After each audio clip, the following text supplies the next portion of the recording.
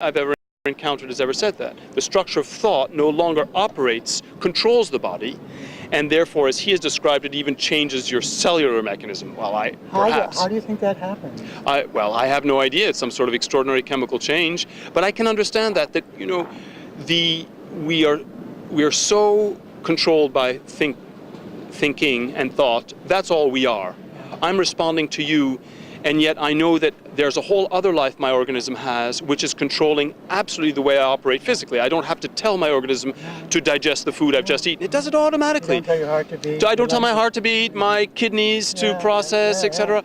And this is what Yuji told me. He's the first and only person who said, this is the miracle. The intelligence of the body that is doing all of that without you having to tell it to do anything. That's the great intelligence. And when you strip the body of the control of thought, then the way you actually operate and see the world and interact with it, there is the revolution. He doesn't talk once about any mysticism, and that's what I found so compelling. How does he operate in relationship to thought? Right. It would seem that thought, as he has described it, is in this declutched state, which I found to be a fascinating image, and that only is operative when it is necessary, and otherwise thought is not present. Have you ever experienced that? In a funny way, no, I don't think so, because as he said, anything that is an experience is not in that realm. Anything that's an experience is in the realm of thought, okay? So all religious, philosophical, verbal, intellectual concepts are completely thought-driven. Completely. I mean, we are 100% thought.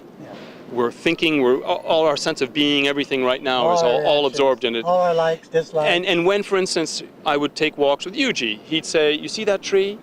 You can't see that tree because you're seeing it, but I see it in a different way. When he says I, in other words, the way my eye sees it is different from the way your eye.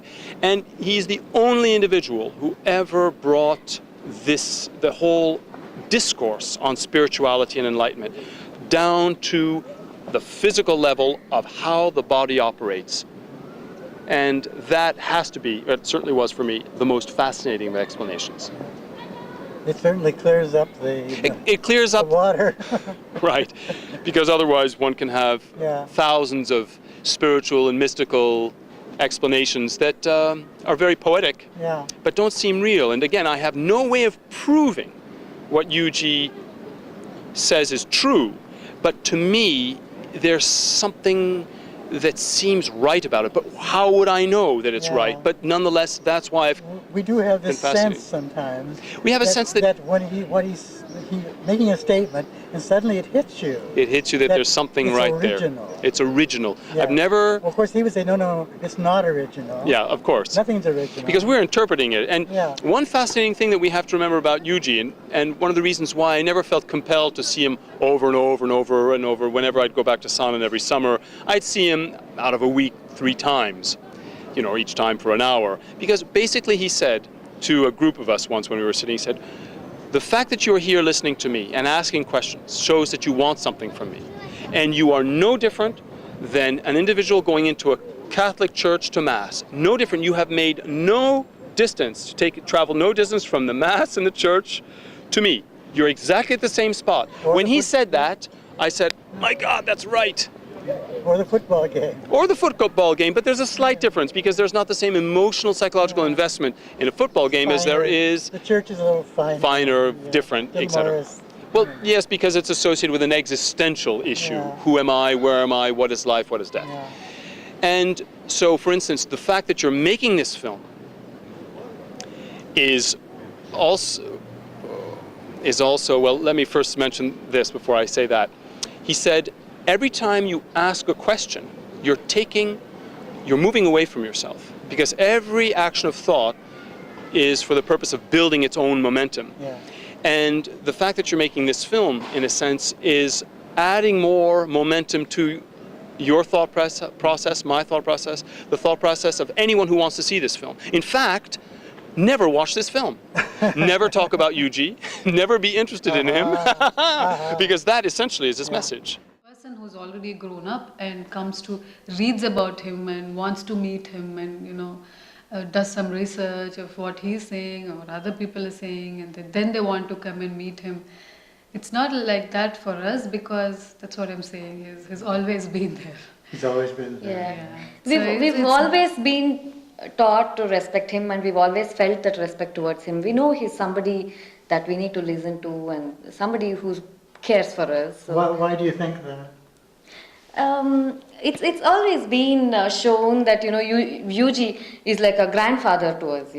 Yeah, we used to call him Yuji more Tata. like we call him Tata. Tata is grandfather. So it used to be like more like we felt that so affection much towards apart. him certainly. Yeah. It's- More like how we feel for the grandfather who stays with us here. Yeah. That's how we mostly related to.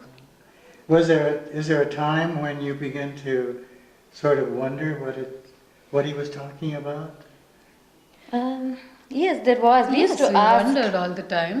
We would talk to my dad, ask him questions like, what does Yuji say? Why do so many people come to him? And You were asking that. yeah, we used to ask. Yeah, so always wondered why there are so many people coming in. And actually, when friends ask us, why do so many people come to your house to meet this man? It's such a mixture. It's very difficult to put across to them that this is why this man comes, and this is why lots of people are coming to listen to him. So, what exactly does he say? What do they want to? What really do they want to know? That's what we've always wondered about.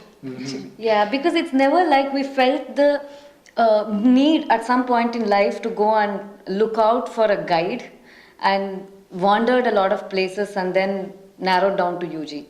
It was never that way for us. Probably in a normal lifestyle, a normal Indian girl probably wouldn't have thought of an intercaste marriage, but when I fell in love with a Gujarati boy, certainly I had the confidence somewhere in the mind that my parents would not say no to it, and my parents are open-minded towards it, because I knew they had that kind of outlook. After Yuji, Yeah. listening to him, they couldn't. Yeah, and I knew very well that if Yuji didn't have a problem, my parents wouldn't have a problem. That kind of stuff. Well, a lot of things in which I believed or that gave me pleasure are gone. Well, That's not just getting older, is it? yeah, also that is definitely also part of it, the getting older. But also, I see people my age. There is a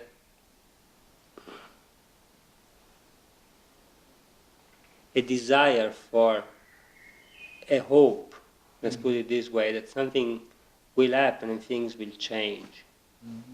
That the only thing that I have been taken away is that. But don't get me wrong, I'm just lucky that I met him. Do you feel that your life is simpler? A lot, because there is a lot less pleasure. And there is a lot less pain. Yeah, but that's what I think is our tragedy, that we have all this shit in the background about God and love, and it's all absolute. Everything. It's absolute Just- bullshit. Yeah.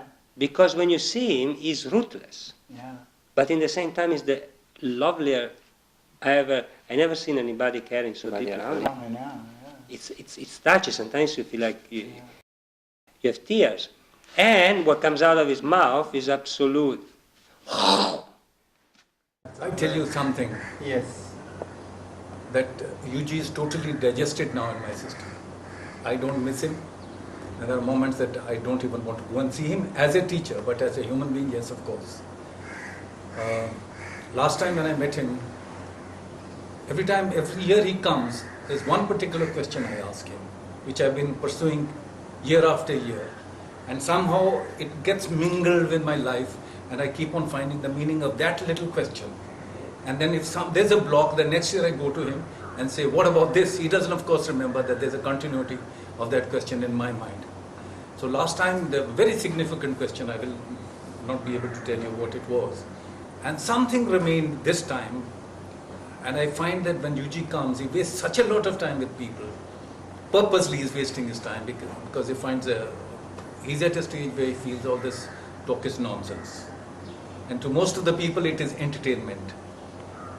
To me it's too serious a matter for entertainment. So I feel very, very sorry that his time is being wasted. But he doesn't mind it at all. He doesn't realize what a precious person he is, what a precious human being he is. So I had to go and stop everything and Yuji, I want to ask a question. Please, everybody, silence now. Don't talk. Then I said, there is a contradiction in you. I purposely wanted to prove it. While you say A and you say B and they don't match, where do you stand? And of course, I said, Yuji, you don't listen to the question now. Halfway through, you jump off and take off and answer to a question which is not question to you. And listen to my question before you answer. And before he started answering, whatever answer he gave had no relevance to the question. But something silently happened in me. That question fell off. Wow. That question fell off just like that. And there was no physical reaction at all. And since that day, the question has fallen off. For me, Yuji, if you ask me about Yuji, who's Yuji, I'll say, what Yuji are you talking about? Who's Yuji? I don't know. I'm not competent enough to talk to him. And secondly, I don't want to become a medium. I can't be a mediator between you and Yuji. And most of the people you talk to about Yuji, they are bound to misunderstand him. The biggest of human beings on this earth are going to misunderstand him. It's not easy to take Yuji as he is. And therefore I wish he clarifies a lot of things, a lot of mess about religion, because I feel there is a basis to a lot of things that happened in this country. And there is a meaning to it. And he has to make fun of them and destroy them before you really find a real meaning to it. And I just wish that he devotes a little time before he goes away from this earth to clarifying some of the things that are never going to die in this country. People not going to push off. And if there is any real meaning to those things, the only man who can bring them out is Yuji. But he doesn't want to do it because it's very dangerous.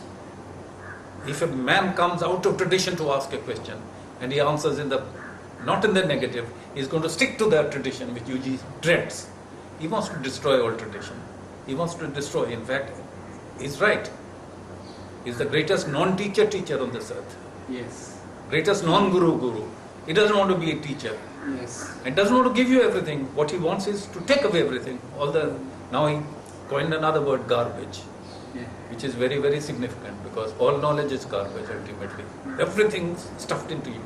But the whole tragedy is when the garbage is moved out to you, the world is removed out of you. Yes. And you become kind of a garbage to the world because world starts appearing as a garbage. Yeah. And to function in this garbage becomes a little difficult. So all the things we feel about ourselves, we're better than other human beings, we are spiritual, we have questions which other people don't have, we are seekers, we have goals, we are spiritual, all that nonsense falls off. When it doesn't fall off, you realize it's nonsense. The moment you realize it's nonsense, it falls off. Yes. And when it falls off, what remains with you is the misery of your existence. You call it misery or you don't call it misery, but that's what it is. You call it boredom, you don't call it boredom. You call it drive or you call it non-drive, but the drive goes away. For 99% of the things, drive goes away. But there is a lot of drive when this kind of a question comes. There is something to it. And that kind of a revolution can be brought about on this earth by a few people who've understood you. I don't think the understanding is the word. Understanding is not the word. There is an understanding, but we are not trying to understand, we're covered. And Yuji tears it apart, but you can't see him tear it apart. Yes. But it is there, that process is all, his presence is there, his words, and then if you're serious enough, they haunt you later. Yes. And you're not conscious of them, somewhere they're working in you. Yes. And later on, when you want to think of the same question, or you want to pick up a book of Yuji to read, you read half a page and you throw it off, what garbage you say. Yes. Even Yuji looks like garbage most of the time. And I'm very happy with that. I'm extremely happy that to me, if I never see UG again after this, I'll have no regrets. I think UG has done his work on me. And I got what I wanted. I don't know, I shouldn't say I got, I Happened. lost Yeah. everything that I should have lost. I'm totally contented man. And the greatest fortune in my life was that I met a man called UG. Otherwise, I would just wasted my life.